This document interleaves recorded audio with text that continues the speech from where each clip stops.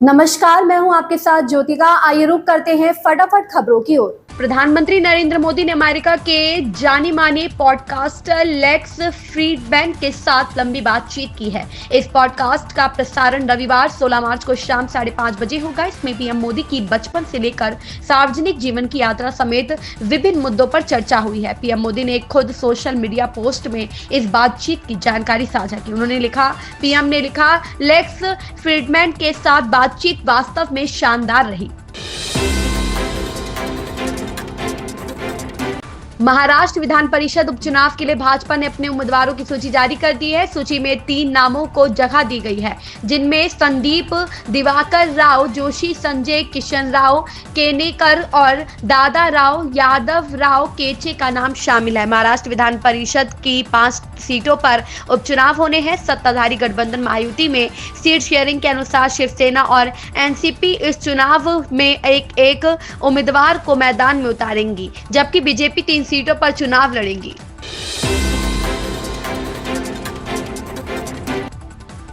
New Zealand के प्रधानमंत्री Christopher Luxon Bharat दौरे पर पहुंचे। केंद्रीय मंत्री एसपी सिंह बघेल ने उनका स्वागत किया। वह रायसीना डायलॉग 2025 में मुख्य अतिथि और मुख्य वक्ता होंगे। न्यूजीलैंड के प्रधानमंत्री क्रिस्टोफर लक्सन रविवार को 5 दिवसीय भारत दौरे पर पहुंचे। केंद्रीय मंत्री एसपी सिंह बघेल ने हवाई अड्डे पर उनका स्वागत किया। वह रायसीना डायलॉग 2025 में मुख्य अतिथि और मुख्य वक्ता के रूप में शामिल होंगे। प्रधानमंत्री नरेंद्र मोदी के निमंत्रण पर लक्सन 16 से 20 मार्च तक देश में रहेंगे। केंद्रीय गृह मंत्री अमित शाह रविवार को असम के कोकराझार में ऑल बोडो स्टूडेंट्स यूनियन के 97वें वार्षिक सम्मेलन में शामिल हुए। सम्मेलन में अपने संबोधन में अमित शाह ने कहा कि कांग्रेस ने बोडो समझौते पर हस्ताक्षर करने पर हमारा मजाक उड़ाया, लेकिन इस समझौते से बोडोलैंड में शांति और विकास आया।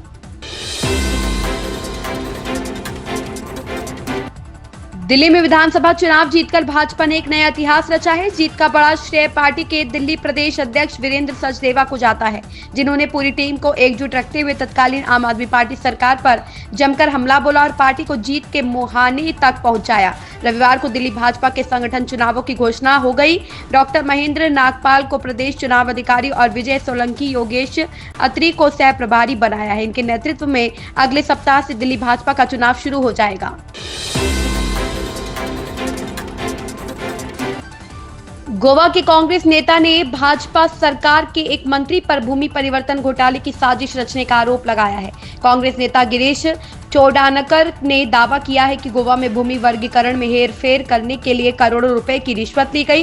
एक्स पर उन्होंने लिखा कि भूमि मालिकों ने अपनी संपत्ति को निजी वन वर्गीकरण से हटाने के लिए 1000 रुपए प्रति वर्ग मीटर की दर से अधिक भुगतान किया।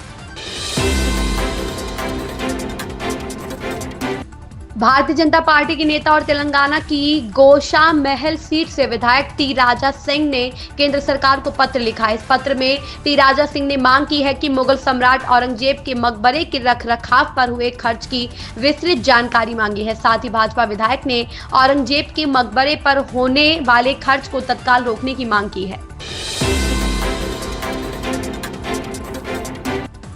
ऑल बोडो स्टूडेंट्स यूनियन के 97वें वार्षिक सम्मेलन को संबोधित करते हुए केंद्रीय गृह मंत्री अमित शाह ने कहा, ये महत्वपूर्ण आयोजन बोडोलैंड में स्थापित शांति का एक बहुत बड़ा संदेश देता है। 27 जनवरी 2020 को जब बीटीआर शांति समझौते पर हस्ताक्षर किए गए थे तो कांग्रेस ने मेरा मजाक उड़ाया था कि बोडोलैंड में कभी शांति नहीं होगी, यह समझौता मजाक बन जाएगा। आज समझौते की 82% शर्तों को असम और दिल्ली सरकारों ने क्रियान्वित किया है। अगले 2 वर्षों में भारत सरकार पूर्ण समझौते को लागू करेगी। आप नेता सौरभ भारद्वाज का कहना है, जब से वह दिल्ली की मुख्यमंत्री बनी है तब से वह सिर्फ लोगों से मिल रही है। भाजपा ने अपने घोषणा पत्र में जो वादे किए हैं उनमें महिला समृद्धि योजना के जरिए दिल्ली की हर महिला को हर महीने 2500 रुपए देने का प्रावधान, गरीब तबके की महिलाओं को 500 रुपए में एलपीजी सिलेंडर, होली और दिवाली पर मुफ्त सिलेंडर, दलितों को छात्रवृत्ति आदि शामिल है। इन सभी वादों का प्रावधान बजट में किया जाना चाहिए। उस तरीके के आदमी नहीं। अभी दिल्ली में बजट की तैयारियां चल रही है। 24 तारीख से बजट का 17-25 से बजट पेश होना है। मुख्यमंत्री अलग अलग वर्गों से मुलाकात कर रही है। क्या आपको उम्मीदें हैं? देखिए, मैं समझता हूं कि मुख्यमंत्री सभी वर्गों से मुलाकात करें। उसको मुलाकात करने में कोई दिक्कत नहीं, क्योंकि मैं देख रहा हूं जब से वो मुख्यमंत्री बनी है मुलाकात ही कर रही हैं।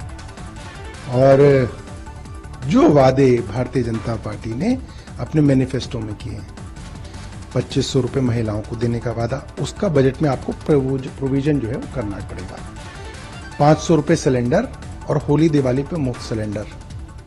ऑटो रिक्शा, ई रिक्शा, इन सब लोगों के लिए जो आपने लाइफ इंश्योरेंस और हेल्थ इंश्योरेंस के वादे किए हैं, ये आपको पूरे करने पड़ेंगे। दलितों के लिए आपने जो स्कॉलरशिप की बात कही थी, उसका प्रोविजन आपको करना पड़ेगा।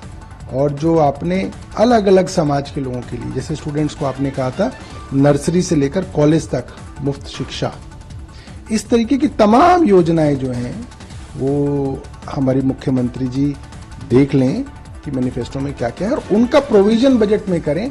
अगर उनका प्रोविजन बजट में कर दिया तो उनको किसी से मिलने की जरूरत नहीं, क्योंकि वो जो मैनिफेस्टो बना था इनका, वो सभी अलग अलग वर्गों मऊगंज की घटना पर मध्य प्रदेश के सीएम मोहन यादव ने कहा, मऊगंज की घटना दुर्भाग्यपूर्ण है, दोषियों को बख्शा नहीं जाएगा। शोक संतप्त परिवार के प्रति मेरी संवेदनाएं। वरिष्ठ पुलिस अधिकारी मौके पर हैं और स्थिति नियंत्रण में है। मऊगंज की घटना हमारे लिए बड़ी दुखद रही है, लेकिन मऊगंज की घटना में दोषियों को छोड़ा नहीं जाएगा।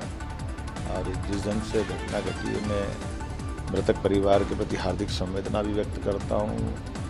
हमने अपने वरिष्ठ अधिकारियों को, डीजीपी को और माननीय प्रभारी मंत्री को मौके पर भेजा भी है और हालात नियंत्रण में भी है। जहाँ कहीं भी लाइन ऑर्डर की स्थिति बनती है, हमारी त्वरित गति से न केवल कंट्रोल की स्थिति बनती, बल्कि सुशासन के माध्यम से हम हर वर्ग की गारंटी लेते हैं। मैं मान के चलता हूँ कि मध्य प्रदेश सरकार संवेदनशील सरकार है।